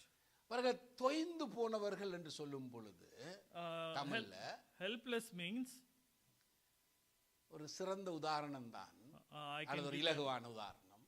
I can give you an easy example. பாருங்கள், ஒரு உடைகளை காய போடுவதற்காக, உலர போடுவதற்காக நீங்கள் இந்த சுவரில் இருந்து இந்த சுவருக்கு 2 ஆணிகளை அடித்து ஒரு கயிறை நீங்கள் டைட்டாக கட்டுகிறீர்கள் என்று வைத்துக் கொள்வோம். If we have to dry the clothes there from one end of the roof to the other side, you put 2 nails and tie a tight rope. அந்த கயிற்றை நீங்கள் தொட்டு பார்த்தால் அது நல்ல டைட்டா இருக்கிறது இல்லையா? If they touch the rope and check, then it might be nice and tight. ஒரு ஸ்ட்ரெயிட் லைனா இருக்கிறது. It's a straight line. ஆனால் அதில் உடைகளை காய போட்டதுக்கு பின்பதாக, but after you dry the clothes on that rope, அந்த உடைகளை நீங்கள் எடுத்த பின்பதாக, after you take away the clothes, அந்த லைனை பார்த்தீர்களே இருந்தால், if you see the rope, அது ஒரு ஸ்ட்ரெயிட் லைனா இருக்காது. it will not be on a straight line. அது எப்படி இருக்கும்? It would be a curved one. தொய்ந்து போனதா இருக்கும். அதோட அர்த்தம் என்ன? What does it mean? அது இருக்க வேண்டிய நிலைமையில இப்பொழுது இல்லை. It is not in the way it should be. வாழ்க்கையின் பிரச்சனைகள், வேதனைகள், கண்ணீர்கள், வியாதிகள், கவலைகளினால் மனிதர்கள் படைத்த நோக்கத்தை விட்டு விலகி போனவர்களாக இருக்கிறார்கள். Due to the tears and troubles and problems in life, man is being helpless. தொய்ந்து போனவர்களும் சிதறடிக்கப்பட்டவர்கள். Helpless and scattered. அதாவது அவர்கள் சிதறடிக்கப்பட்டிருக்கிறார்கள். அவர்களுடைய குடும்பங்கள் சிதைந்து போயிருக்கிறது.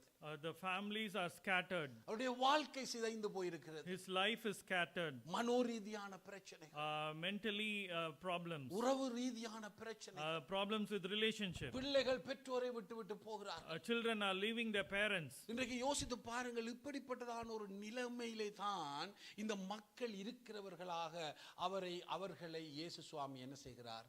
காண்கிறார். This is how God looks at the people right now, how they are, in what situation they are in. கவனிங்க, இயேசு சுவாமி திரளான ஜனங்களை கண்ட பொழுது, when the Lord Jesus saw all these a large crowd, இந்த சமாரியன் அந்த நபரை கண்ட பொழுது, when the Samaritan saw this person, எப்படி பார்த்தால் 2 பேருடைய பார்வை ஒரே விதமா இருக்குது இல்லையா? both of them had the same look. இயேசு சுவாமி திரளான ஜனங்களை கண்ட பொழுது, when God saw a lot of crowd, மேய்ப்பன் இல்லாத ஆடுகளாய், he saw them like a sheep without shepherd, தொய்ந்து போனவர்களாய், helpless people, சிதறடிக்கப்பட்டவர்களாய் பார்த்தார். scattered people. That's how he looked. ஆகையினால் அவர்கள் மேல் அவருக்கு மனதுருக்கம் உண்டாம். That's why he had compassion on them. இங்கே இந்த மனிதனை நாங்கள் பார்க்கிறோம். Here also we look at a person. இந்த மனிதன் என்ன செய்கின்றான்? What does he do? நிர்வாணியாய், He is half dead. காயப்பட்டவனாய், He is injured. எல்லாவற்றையும் இழந்து, Everything he has lost. தனிமையாய், He is alone. இன்னும் ஒருவர் உதவி செய்தால் ஒழிய உதவி தப்ப முடியாத நிலைமையில் இருக்கிற இந்த மனிதனை காண, Unless someone helps him, he cannot save himself up. அவனுக்கு என்ன உண்டாயிற்று? What happened to him? மனதுருக்கம் உண்டாயிற்று. He was compassionate on this. மனதுருக்கம் உண்டானபடியினாலே Because he had compassion, மனதுருக்கம் ஒரு நாளும் ஐயோ பாவம் என்று சொல்லிவிட்டு போக விடாது. it will not allow you to say, oh, poor person, and then walk away. மனதுருக்கம் ஒரு நாளும் ஒரு $2 கொடுத்து விட்டு கடந்து போக விடாது. We will not just give $2 and go away if we have compassion. மனதுருக்கம் எப்பொழுது நம்மை சமீபமாய் கொண்டு வரும். If we have compassion, it will bring us near to them. யாருக்கு சமீபமாய் கொண்டு வரும்? Near to whom? மற்றவர்களால் புறக்கணிக்கப்பட்டு, The person who has been left alone by others, மற்றவர்களால் கைவிடப்பட்டு, who has been left away, மற்றவர்களால் கரிசனை எடுக்கப்படாது, who has been not looked into by others, நிர்வாணமாக்கப்பட்டு, who has been half naked, காயப்பட்டு, injured, தனித்து விடப்பட்டு, who is alone, எல்லாவற்றையும் இழந்து, who has left everything, மற்றவர்களுடைய உதவி இல்லாமல் தப்ப முடியாது என்ற நிலைமையில இருக்கிறவர்களுக்கு கிட்டவாய் கொண்டு வரும். a person who cannot help themselves and save themselves out of the situation, we have to go near them. கிட்ட வந்து என்ன செய்யும்? What do we do after coming near? தொடர்ந்து வாசிங்க 34ஆம் வசனம். கிட்ட வந்து கவனியுங்க. After coming near,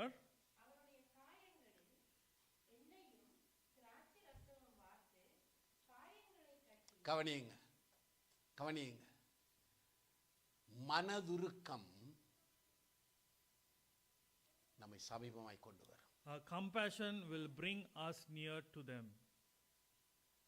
மனதுருக்கம் Compassion சமீபமாய் கொண்டு வருவது மாத்திரமல்ல, not only brings us near to them, அவருடைய காயங்களை கட்டும்.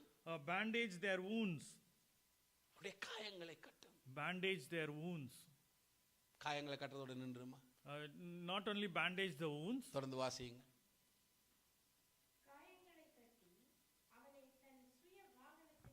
இப்ப கவனியுங்க. இப்ப கவனியுங்க. இந்த சமாரியன், This Samaritan, ஒரு பயணம் போகிறான் இல்லையா? he is going on a journey. அவன் கொஞ்சம் வசதி படைத்தவனாக இருக்க வேண்டும். Maybe he is well off. அவன் ஒரு நீண்ட பயணம் போகிறான். He is going on a long journey. அவன் இந்த ஊருக்கென்று வரவில்லை. He is not coming to this place. அதை விட்டு அவன் கடந்து போகிறான். He has to go to another. ஆகவே முதலாவது கவனியுங்க. அவன் இந்த காயப்பட்ட மனிதனை கண்டு, first looking at this person who is injured, நான் உதவி செய்ய விட்டால் இந்த மனிதன் செத்து விடுவான் என்ற நிலைமையில, if I don't help him, he will die. So in that situation, அவனை கிட்ட வந்து he comes near him. அவனுடைய காயங்களை கட்டுகிறான். He bandaged his wounds. எப்படி அவனுடைய காயங்களை கட்டுகிறான்? How is he bandaging the wounds? தனக்காக வைத்திருந்த திராட்சை ரசத்தை, pouring out the oil and wine that he had for தனக்காக him. வைத்திருந்த எண்ணெயை அவன் மேல் ஊற்றுகிறான். The oil that he had with himself, he is pouring it out on him. தன்னிடத்தில் இருந்ததை கொடுக்கிறான். Whatever he has, he is giving it to him. அதுக்கு அடுத்ததா என்ன சொல்லப்படுது? After that, what does he do? கட்டி, ரைட், கவனிங்க. அவனை தன் சுய வாகனத்தில் ஏற்றி, He put the man on his own donkey. ஆங்கிலத்தில் டாங்கி என்று சொல்லப்பட்டிருக்குது இல்லையா? Donkey. டாங்கி. சுயவாகனம். சுயவாகனம் என்றது இந்த பாஸ்டர் கிறிஸ்டியுடைய நிசான் காரை போல 5 பேரை ஏற்றி கொண்டு போகக்கூடிய வாகனம் அல்ல. Their own vehicle is not like Pastor Christie's car, Nissan car, which can take 5 people. இது ஒரு கழுதை. It's a donkey. ஏற்கனவே அதுல மூட்டை முடிச்சுகள் இருக்கிறது. Already there will be some things on that donkey. இவன் அதிலே ஏறித்தான் பயணம் பண்ணி வருகிறான். He is going on that donkey only on the journey. ஆனால் இப்பொழுது பாருங்க, But now you see, அவருடைய பயணம் தடைப்படுது. his journey is being withheld இவனுக்காக அவன் நின்றபடியினால, because he had stopped for this man. தனக்காக கொண்டு வந்ததை அவன் அங்கே ஊற்றுகிறான். Whatever he brought for himself, he is pouring it out for that person. அடுத்ததா என்ன நடக்குது பாருங்க. After that, what happens? இல்ல போறங்க, அந்த பகுதியில என்ன நடக்கிறது? தான் இறங்கி விட்டு, he gets down. அவனை தன் கழுதையில் ஏத்துகிறான். He is taking this man on that donkey. அப்படியானால் அதோட அர்த்தம் என்ன? What does that mean? காயப்பட்ட உன் வாகனத்தில் இருக்கிறான். The person who is injured is on the donkey. இப்பொழுது வாகனத்தின் சொந்தக்காரன் நடந்து போகிறான். The owner of the donkey is now walking. மனதுருக்கம், Compassion, நம்மை கிட்டவாய் கொண்டு வரும். it will bring us near. மனதுருக்கம் நம்முடைய அவர்களுடைய காயங்களை கட்டும். Compassion will bandage the wounds. மனதுருக்கம் அவர்களுக்காய் நேரம் செலவிடும். Compassion will spend our time with them. மனதுருக்கம் விலை கொடுக்கும். Compassion will take a cost. அவர்களுக்காய் விலை கொடுக்கும். It will take a cost for him. அது இலகுவானது அல்ல. It's not easy. அது விலை கொடுக்கும். It is costly. அடுத்து பாருங்க, அடுத்து என்ன நடக்கிறது? After that, what happens? இப்ப என்ன செய்கிறான்? சத்திரத்துக்கு கொண்டு போறார், ஹோட்டலுக்கு கொண்டு போறார், மோட்டலுக்கு கொண்டு போறார். Brought him to an inn or hotel or motel. திரும்பவும் அவனுக்கு பணம் செலுத்துகிறான் இல்லையா? After that, he is spending some money again. அவனுக்காக ஒரு ரூம் எடுக்கிறான். He is taking a room for him. அவன் மேல் கரிசனை செலுத்தி அவனை பராமரிக்கிறான். He is compassion on him and he is taking care of him. நமக்கு தெரியாது என்ன நடந்தது என்று. We don't know what happened to him. ஒரு வியாதியஸ்தனை அவன் கரிசனை எடுக்கிறான். A person who is sick, he is taking care of. சில வேளைகளில் இரவு முழுதும் அவனோடு கூட அவன் இருந்திருக்கலாம் விழித்து. Maybe he would have been awake the whole night with him. அவனுக்கு தேவையானவற்றை எடுத்து கொடுத்து அவனை கரிசனையாய் அவன் பார்த்துக் கொள்கிறான். Maybe he took care of him and gave him all he needs the entire night. மனதுருக்கம் என்பது Compassion means ஒரு நேரத்தில் உதவி செய்வதோடு நின்று விடுகிறது அல்ல. not just helping once and leaving it. அவர்களை தொடர்ந்து பராமரிக்க வேண்டும். We need to take care of him continually. அதுக்கு பின்பு என்ன நடக்கிறது பாருங்க. After that, what happens?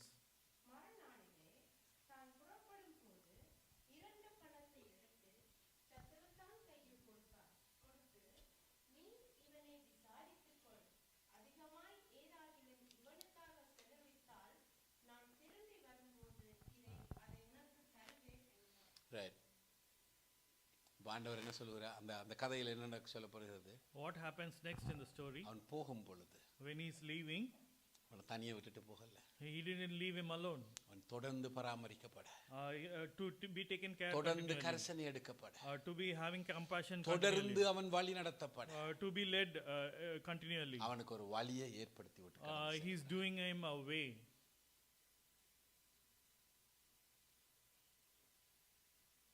இந்த கதையை சொல்லிட்டு, After saying this story, இந்த உவமையை சொல்லிட்டு, after telling this parable, இயேசுவாமி அவன்கிட்ட ஒரு கேள்வி கேட்கிறார். Jesus is asking a question to him. இப்ப சொல்லு, Now tell me, இந்த 3 பேர்ல இவனுக்கு அயலானியா?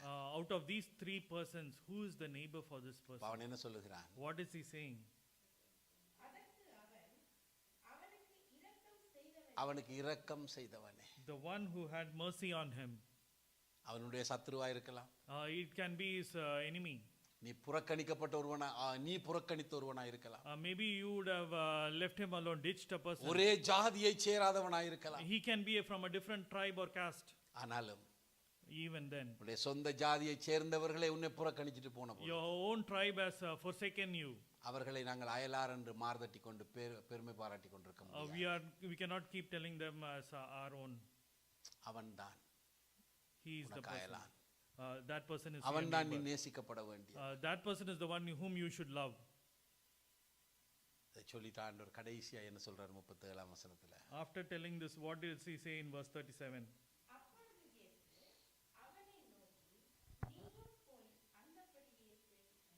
இயேசு சுவாமி என்ன சொல்றாருங்க? What does Jesus tell them?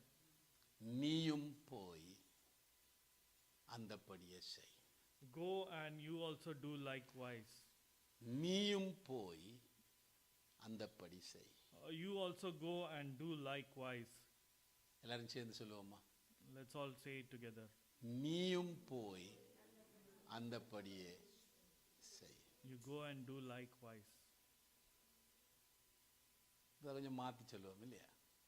Let's change this and say. நீயும் போயன்னா நாங்கள் எல்லாரும் அவரை பார்த்து சொல்ற மாதிரி இருக்குது.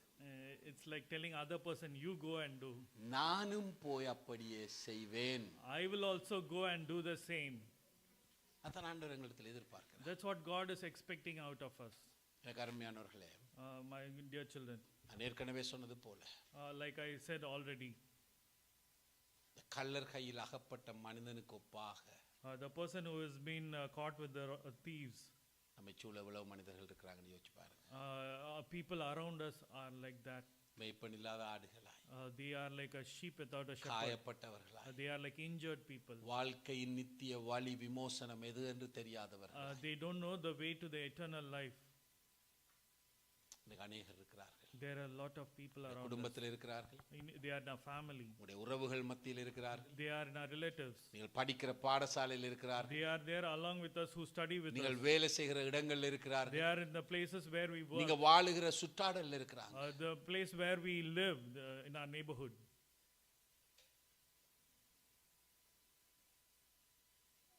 இவர்களை நீங்க எப்படி பார்க்கறீங்க? How are you looking at them?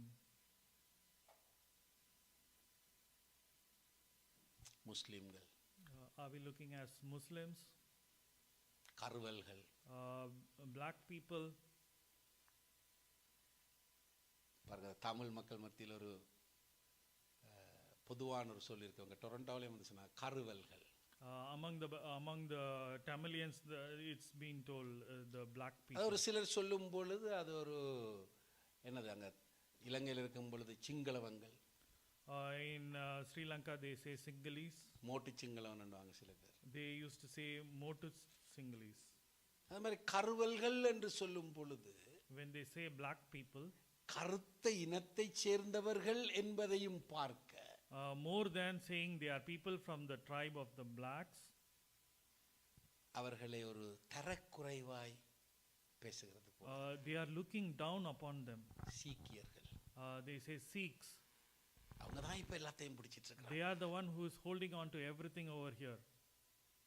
இது பரவலான பேச்சு நான் இங்க கேட்டது. That's the overall talk over here.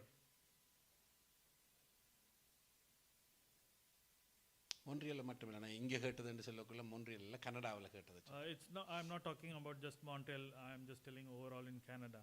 நாங்கள் சற்று சிந்திக்க வேண்டியது அவசியம்.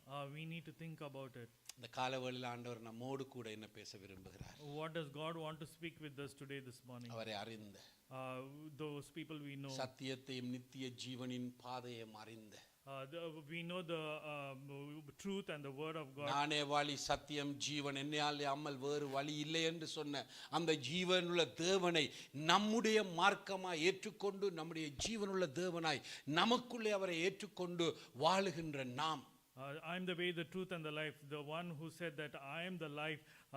Such kind of people we are, who take this, who have accepted the Lord as our Savior.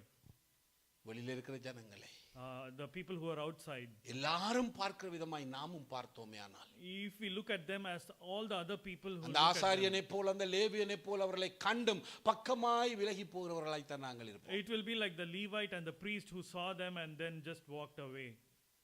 நம்ம எப்படி பார்க்க வேண்டும் அவர்களை? How should we look at them? கர்வல்களாகவா, Do we have to look at them as blacks? சீக்கியர்களாகவா, Do we have to look at them as Sikhs?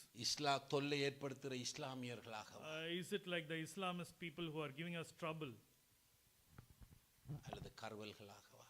Or is it like we are looking at them as blacks? நம்ம அவர்களை எப்படி பார்க்க வேண்டும்?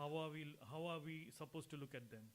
பிசாசின் தாக்கத்தினாலே, They are being held by the wicked evil one. பாவ வாழ்க்கையினாலே நிர்வாணமாக்கப்பட்டு, They are being held by the sin and made them naked. வாழ்க்கையின் தொல்லைகள், கஷ்டங்கள், வேதனைகளால் காயப்பட்டு, In the life they had a lot of troubles and problems, and they are being held.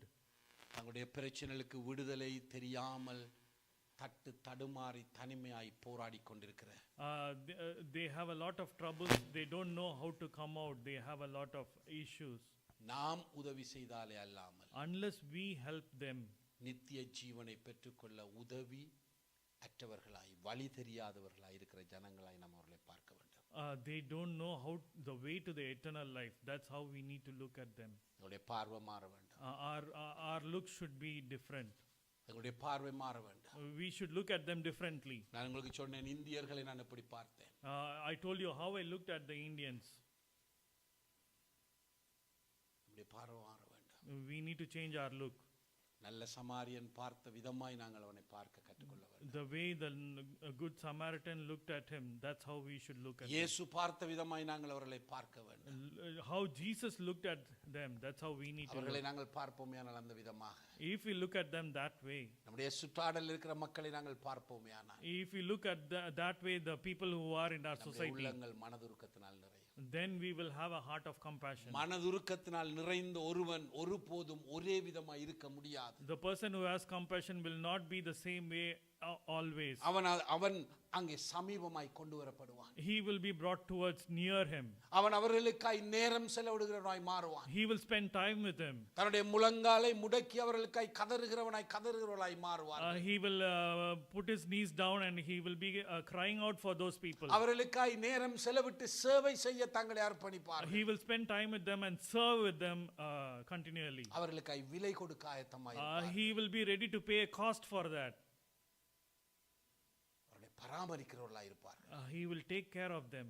அவர்களுக்கு இன்னும் ஒரு வருடத்திலே அவர்களை பராமரிக்க ஒப்பு கொடுக்கும் வரைக்கும் பராமரிக்கிறவர்களாய் இருப்பார்கள். Until the time he gives them to another person to take care, he will take care of them. இதெல்லாம் ஒரு process. It's a process. இது ஒரு நாள்ல முடிகிற விஷயம் அல்ல. It's not being completed in இது one பல day. நாட்கள் தொடர்கிற ஒரு விஷயம். It has to be going on for several days. அதற்கு எங்களுக்கு பொறுமை அவசியம். We need to have patience. நீடிய பொறுமை அவசியம். We need to have patience. இதெல்லாம் சேர்ந்ததுதான் மனதுருக்கம். All this together is what is known as compassion. ஆண்டவர் சொன்னார், Jesus told, நீயும் போய் you also go அப்படியே செய். and do likewise. இந்த காலை வேளையில This morning, நமக்கு பிறன் யார்? who is our neighbor? என்னுடைய அயலான் யார்? Who is our neighbor? அது சில வேளைகளில் நம்முடைய சொந்த இனமாய் இருக்கலாம். They might be our own tribe. நம்முடைய தமிழ் மக்களாய் இருக்கலாம். It can be our Tamil people. நம்முடைய ஒரே இனத்தைச் சேர்ந்தவர்களாய் இருக்கலாம். They can be belonging to our same caste. அல்லது வேறு தேசத்தைச் சேர்ந்த நபர்களாய் இருக்கலாம். They can belong to some other country. ஆனாலும் அருமையானவர்களே, Even that, அவர்கள் யாராயிருந்தாலும் whoever they might be, நாம் செய்ய வேண்டியது what we need to do, அவர்கள் மேல் மனதுருக்கமாய். we need to have compassion on them. ஆகவே இந்த மொன்ட்ரியல் ஃபோர்ஸ்குயர் சபையினுடைய பார்வை இன்றைக்கு மாற வேண்டும். Montreal Foursquare Church's vision or the look should change. நம் மக்களை பார்க்கிற விதம், The way we look at them, மக்களை குறித்து பேசுகிற விதம், how we talk about the people, மக்களோடு செயல்படுகிற விதம் மாற வேண்டும். how we do what we do with them should change. மனதுருக்கத்தினால் நிறைந்த ஜனக்கூட்டமாய், We should be a people with compassion. அவர்களுக்கு சமீபமாய் போகிற ஜனங்களாய், We should be going near them. இயேசுவுக்கென்று அவர்களை வென்றெடுக்கிற ஜனங்களாய். For Jesus, we have to win them over. நாங்கள் யாரும் எழுந்து நிற்போம். Let's all stand up. நாங்கள் எல்லாரும் எழுந்து நின்று Let's all stand up. இந்த மனிதன் இருந்த நிலைமையை குறித்து ஒரு திரும்பி சொல்லுவோமா? Let's repeat what this man was in situation. எப்படி இருந்தான் அந்த மனிதன்? How was he? நிர்வாணமாய், He was half naked. காயப்பட்டு, He was injured. எல்லாவற்றையும் இழந்து, He left everything. தனிமையாய், He was alone. உயிருக்கு போராடி கொண்டு, He was half dead. யாராவது உதவி செய்தால் ஒழிய Unless somebody helps him, தன்னை காப்பாற்றிக் கொள்ள முடியாத நிலைமையில் இருந்தார். he will not be able to save himself. மனதுருக்கம் என்றால் Compassion means அது நம்ம கிட்ட கொண்டு வரும். it will bring us near to them. நேரம் செலவிடும், We will spend time with them. விலை கொடுக்கும், It will give us a cost. பொறுமையாயிருக்கும், We need to have patience. அவர்களை பராமரிக்கும், Take care of them. பராமரிப்புக்கு தேவையான ஒழுங்குகளை செய்து கொடுக்கும். We will do all the things to take care of them. அதான் மனதுருக்கம். That's what is compassion about. இந்த மனதுருக்கம் தான் அந்த மக்களை வென்றெடுக்கும். That's what the compassion is, what will win these people over. பாருங்க, ஜனங்களை கண்ட பொழுது இயேசு மனதுருகி, When Jesus saw the crowds, God was சீஷர்களை பார்த்து compassion. He told the disciples, அறுவடை மிகுதி, the harvest is plenty, வேலையாட்களோ கொஞ்சம், the number of laborers are less. ஆகையினால் அறுப்புக்கு வேலையாட்களை அனுப்பும்படி எஜமானிடத்தில் வேண்டிக் கொள்ளுங்கள். Let's pray for the harvesters to get the harvest. வேலையாட்களுக்காக வேண்டிக் கொள்ளுங்கள் என்று சொல்வது மாத்திரமல்லாமல், Not only pray for the harvesters. 10ஆம் அதிகாரத்துக்கு நாங்கள் போகும் பொழுது, If we see in chapter 10, நம்முடைய சீஷர்களை அழைத்து, he called his disciples, ராஜ்யத்தின் சுவிசேஷத்தை பிரசங்கிக்கவும், go and preach about the kingdom of God, பிசாசுகளை துரத்தவும், to cast away evil demons, வியாதிகளை குணமாக்கவும் அவர்களுக்கு அதிகாரத்தை கொடுத்து போய் செய்யுங்கள் என்று அனுப்பினார். to heal the sick. He gave them authority and sent them away. அருமையான Foursquare சபையே, Dear Foursquare Church, தங்களிடத்தில் ஒரு சொற்ப பேராக இருக்கலாம், we might be a less people here, ஆனால் ஒரு அசைவை உண்டாக்குற ஜனமாய் நாம் மாற முடியும். but we should be the people who will be able to move others. இயேசுவின் மனதுருக்கம் உள்ளவர்களாய் நாங்கள் செயல்பட்டோம். We need to have a compassion like Jesus had. காலை வேளையில எங்களுடைய கைகளை உயர்த்தி Let's take our hands. ஆண்டவரிடத்துல கேட்போமா? Let's ask God. ஆண்டவர்கிட்ட கேளுங்க. பக்கத்தில் இருக்கிறவர் என்ன ஜெபிக்கிறார் என்று பார்க்க வேண்டாம். நீங்க ஆண்டவர்கிட்ட கேளுங்க. கர்த்தாவே, உம்முடைய மனதுருக்கத்தினால் என்ன நிரப்புங்க, உம்முடைய மனதுருக்கத்தினால் என்ன நிரப்புங்க, உம்முடைய மனதுருக்கத்தை வாயை திறந்து பேசுங்க, சத்தமா பேசுங்க, வாயை அடக்கி வைக்க வேண்டாம், சத்தமா பேசுங்க. ஆண்டவரே, மனதுருக்கத்தினால் என்னை நிரப்புமையா. சின்ன பிள்ளைகள் ஜெபியுங்க, ஆண்டவரே மனதுருக்கத்தினால் என்னை நிறையுங்க. என்னோடு பாடசாலையில் படிக்கிற மாணவர்களுக்கு, என்னுடைய சக நண்பர்களுக்கு ஆண்டவரே நான் சாட்சியாய் விளங்க, அவர்கள் மேல் மனதுருக்கம் உள்ளவனாய் இருக்க, என்னோடு கூட வேலை செய்கிறவர்கள், என்னுடைய உறவுகள், என்னுடைய நண்பர்கள், எனக்கு தெரிந்தவர்களுக்கு ஆண்டவரே நான் ஒரு நல்ல சமாரியனாய் இருக்கத்தக்கதாக ஆண்டவரே நீர் எனக்கு கிருபையை தருவீராக. மனதுருக்கத்தை எனக்குள்ளே ஊற்றுவீராக. மக்களுக்கு சமீபமாய் வர, மக்களை பராமரிக்கிறவனாய் மாற, பொறுமை உள்ளவனாய் செயல்பட ஆண்டவரே சுவாமி நான் அவர்களுக்கு உதவி செய்கிறவனாய் மாற எனக்கு ஒத்தாசை புரியுங்க. ஆண்டவரே, உமக்குள்ளே இருந்த அதே மனதுருக்கம் எனக்குள்ளே வருவதாக சுவாமி, எனக்குள்ளே வருவதாக அந்த பாரம் கேளுங்க ஆண்டவரிடத்துல. ஹல்லேலூயா. ஆண்டவரே உமக்கு ஸ்தோத்திரம் ஐயா. ஹல்லேலூயா.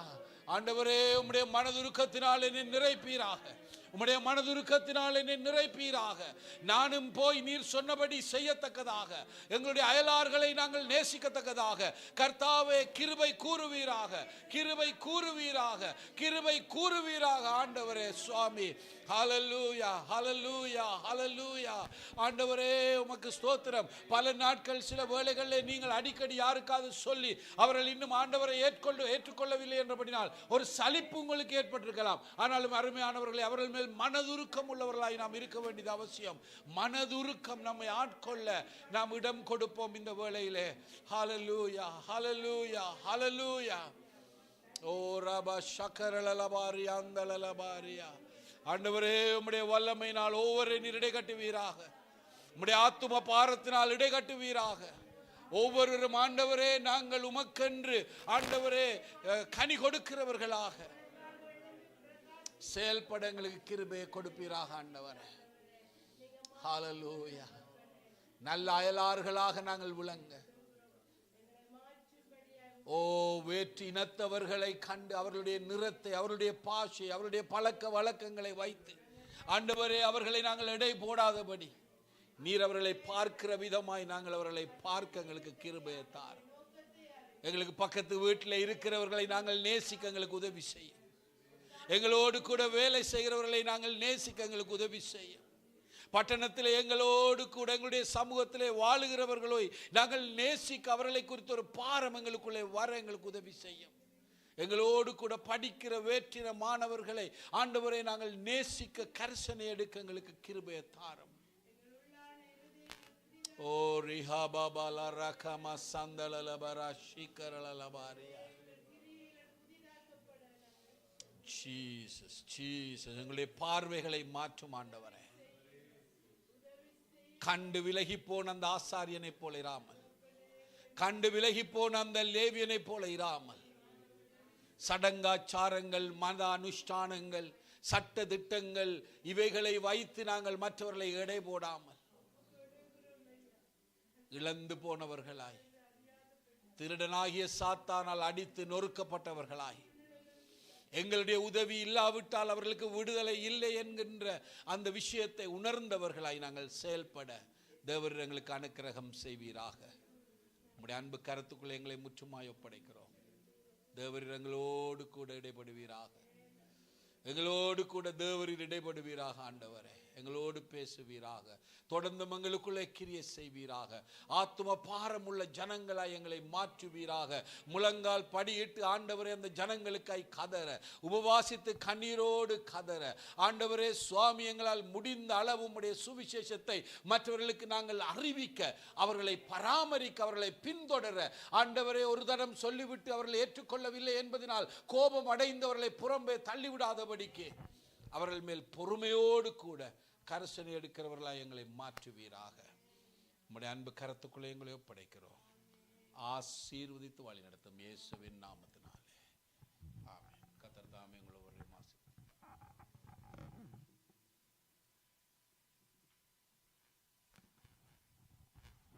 ஹல்லேலூயா. கர்த்தர் இன்றைய நாளில் எங்களுடன் பேசியிருக்கிறார்.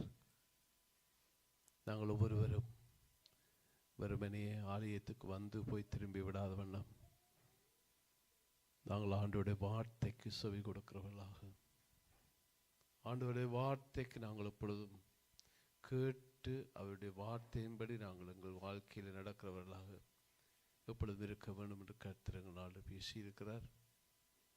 எனவே நாங்கள் நன்றி செலுத்துவோம். கர்த்தாவே, உங்களுக்கு நன்றி செலுத்துகிறேன் ஆண்டவரே. இன்றைய நாளுக்காகவும் நன்றி இயேசுவே. இன்றைய நாளிலும் ஆண்டவருடைய வார்த்தை மூலமாக எங்கள் ஒவ்வொருடனும் பேசியிருக்கிறீங்களே, அதற்காக நன்றி ஆண்டவரே. தொடர்ந்து ஆண்டவரே உங்களுடைய பிள்ளைகள் கர்த்தாவே இன்றைய நாளிலே செய்கிற காரியங்கள், செய்கிற ஒவ்வொரு இடங்களையும் ஆண்டவரே உங்களுடைய பரிசுத்த இரத்தத்தினால மூடி முத்திரையிட்டு ஆசீர்வதியுங்க. உங்களுடைய கரம் ஒன்றே கூட இருக்கட்டும். இயேசுவின் நாமத்தினால் ஒப்பு கொடுத்து செபிக்கிறேன் ஜீவனுள்ள பிதாவே. என் ஆத்துமாவே கர்த்தரே ஸ்தோத்திரி, என் முழு உள்ளமே பரிசுத்த நாமத்தில் என் ஆத்துமாவே கர்த்தரே ஸ்தோத்திரி. கர்த்தர் செய்த சகல உபகாரங்களை மறவாதே. Amen. Bless the Lord, O my soul, and all that is. Bless His holy name. Bless the Lord, O my soul, and forget not all this benefit. Amen. Amen. God bless you. Ebenezer,